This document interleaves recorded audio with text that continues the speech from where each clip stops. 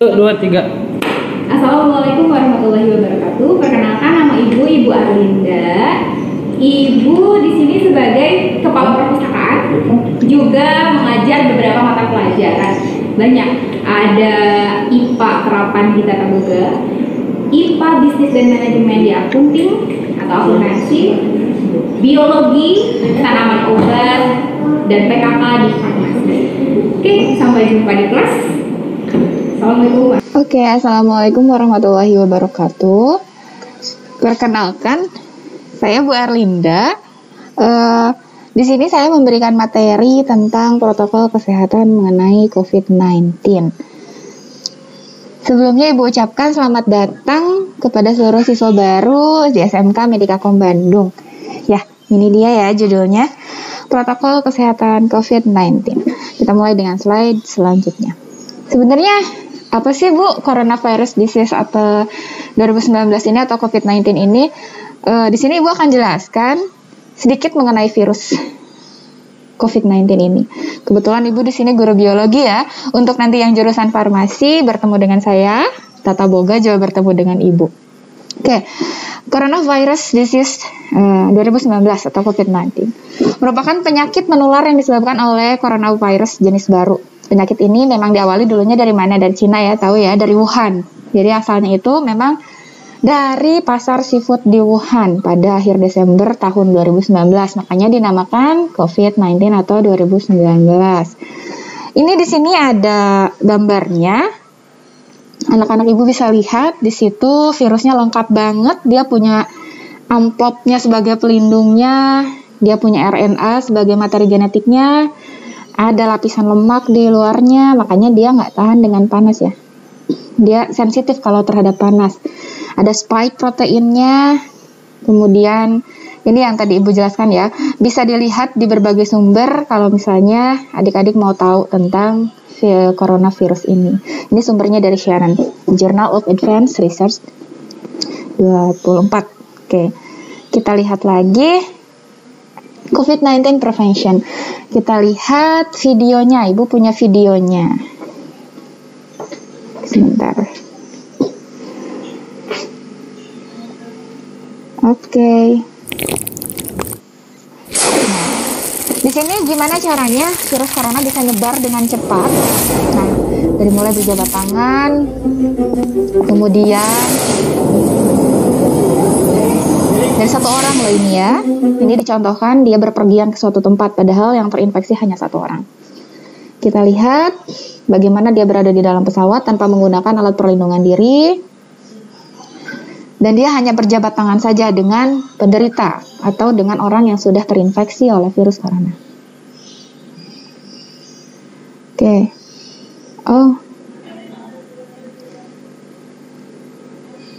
Berhenti ya.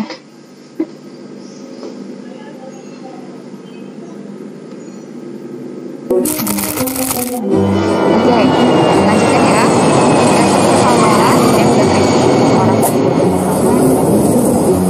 Ternyata menginfeksi semua penumpang, beberapa penumpang ya, di berbagai belahan dunia yang lain. Sampai di rumah terlihat gejala-gejala corona yang teman-teman atau adik-adik tahu melalui batuk, melalui cairan tubuh, tadi batuk ya, pada istrinya, kepada anaknya bermain, infeksi teman-teman di coronavirus ini kepanikan terjadi ya, salah, semuanya beli makanan itu yang kemarin sudah terjadi. Orang-orang beli makanan dengan banyak ngeborong ini itu. Nah, ini ceritanya di dokternya juga takut. Nah, ini ada istilahnya APD ya, kita harus selalu menggunakan alat pelindung untuk melindungi kita dari corona. Tidak boleh sementara diadakan dulu konser-konser musik, untuk menghindari diam di rumah itu lebih baik. Kemudian jaga jarak, tidak boleh dulu berkontak atau bersalaman. Dengan itulah kita bisa mencegah. Tidak boleh dulu menyentuh hidung, mata. Nah, jangan dulu berpergian keluar rumah kalau bisa. Selama bisa dilakukan di rumah, istirahat yang cukup,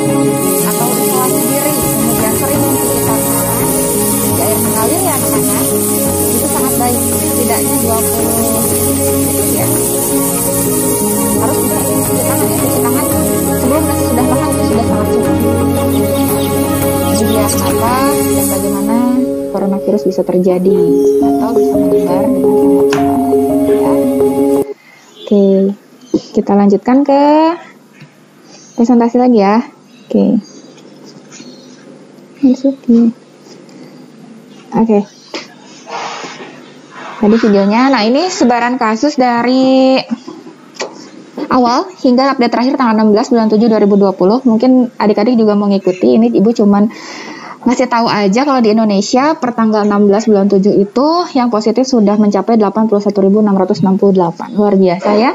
Maka dari itu kenapa kita sebagai salah satu lembaga pendidikan, kalian juga termasuk di dalamnya, kita tidak boleh dulu atau belum boleh dulu melakukan pembelajaran atau KBM dengan tatap muka karena ini terlalu beresiko gitu ya. Yang positifnya udah sampai 81.000 ya, yang sembuhnya 40.345 dan meninggal 3.873.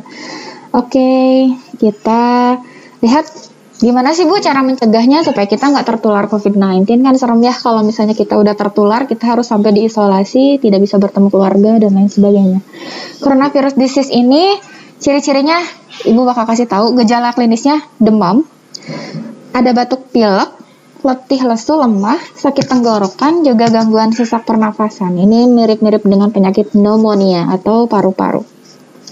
Nih, penularannya tadi melalui droplets atau tetesan cairan yang berasal dari batuk dan bersin. Makanya ketika kalian batuk atau bersin, saat ini memang kita sudah menggunakan masker everyday everywhere. Jadi jangan sampai lupa menggunakan masker. Lebih bagus lagi pakai face shield ya. Kemudian kontak pribadi, kita jangan dulu berjabat tangan dengan teman dan lain sebagainya. Kemudian menyentuh benda atau permukaan dengan virus di atasnya. Kita kan nggak tahu ya, kita sedang bergelut atau misalnya lagi sedang melawan sesuatu yang tidak tampak atau tidak terlihat. Makanya hati-hati ketika ada di tempat umum, jangan asal sentuh misalnya pegangan pintu dan lain sebagainya. Kemudian langsung nyentuh mulut, hidung, mata, itu kan ada cairan-cairan tubuh ya, jadi mudah sekali kalian akan tertular atau terinfeksi virus ke dalam tubuh. Kita lanjut langsung ke mencegahnya agar tidak tertular. Pertama, rajin mencuci tangan sebelum makan dan setelah berpergian keluar rumah. Ketika adik-adik pergi ke sekolah kemarin, di sekolah kita di SMK Medikakom sudah tersedia banyak sekali wastafel untuk cuci tangan. Supaya apa? Supaya tidak ngantri ketika kita bergantian cuci tangan. Itu sudah tersedia di sekolah kita, sesuai dengan protokol kesehatan. Yang kedua, tutup hidung dan mulut saat bersin atau batuk menggunakan tisu ataupun lengan. Tidak boleh tangan. Ini tangan ya anak-anak, lengan itu ini. Oke, tutup menggunakan lengan atau baju bagian dalam. Jadi tidak boleh secara langsung menyentuh muka oleh tangan. Yang ketiga, gunakan masker saat flu dan batuk agar tidak menular pada orang lain. Tapi saat ini, walaupun adik-adik tidak terkena flu atau batuk, tetap wajib menggunakan masker. Yang keempat, mengkonsumsi makanan sehat dan vitamin. Ini nggak kalah penting, soalnya kita nggak cuma butuh pakai masker, sering cuci tangan kalau makanannya nggak sehat. Makanannya seblak, makanannya es, itu tetap aja. Kita harus banyak minum buah, vitamin C, ya sayur mayur, makanan-makanan sehat yang diolah di rumah. Kurangi makanan-makanan instan. Yang kelima, olahraga juga jangan lupa. Mumpung ada di rumah, mumpung KBM dilaksanakan di rumah, semuanya lakukan olahraga di rumah. Kemudian yang keenam, istirahat yang cukup, jangan banyak bergadang, apalagi main game di tengah malam. Nah, ini protokol kesehatan di sekolah. Yang terakhir ya, ini dari Kompas saya cuplik, meskipun dalam masa pandemi memang pembelajaran harus tetap berlangsung. Kenapa? Kalau misalnya tidak berlangsung, bagaimana ya kita diliburkan, kalian nggak belajar? Itu kan tidak mungkin. Makanya, walaupun kita berada dalam jarak tertentu, kita tetap dilaksanakan pembelajaran secara jarak jauh atau belajar dari rumah. Hanya saja mungkin ketika nanti ada di zona hijau, Bapak Menteri Pendidikan, Mendikbud, Nadiem Makarim itu mengizinkan sekolah untuk bisa melakukan KBM. Ketika sudah zona hijau, itu ketika dinyatakan oleh Pak Nadiem menghadiri persiapan pembelajaran tatap muka di SMA 4 Sukabumi kemarin waktu di Jawa Barat ya. Oke, lantas apa aja sih Bu protokol kesehatan adaptasi kebiasaan baru pandemi COVID kalau lingkungan sekolahnya sudah masuk zona hijau? Ibu jelaskan. Ini bisa dilihat juga ya. Protokol masuk lingkungan sekolah. 1. Seluruh warga sekolah atau tamu semuanya wajib menggunakan masker. Jika yang masuk ke SMK Medikakom tidak menggunakan masker, diminta untuk kembali pulang ke rumah. Kedua, bagi yang tidak menggunakan masker diarahkan untuk kembali pulang. Betul. Yang ketiga, seluruh warga sekolah atau tamu yang memasuki lingkungan sekolah wajib melewati area penyemprotan disinfektan. Kalau kita diminta untuk mencuci tangan terlebih dahulu, kemudian atau disemprotkan dengan hand sanitizer. 4. Seluruh warga sekolah atau tamu menggunakan kendaraan roda 4 wajib membuka jendela, dan bagi yang menggunakan roda 2 tidak diperkenankan berboncengan. Ini aturan PSBB Kota Bandung juga ya. Kelima, seluruh warga sekolah atau tamu sebelum masuk area sekolah wajib diperiksa suhu menggunakan termogan. Kita sudah melakukannya anak-anak. Keenam, bila ada warga sekolah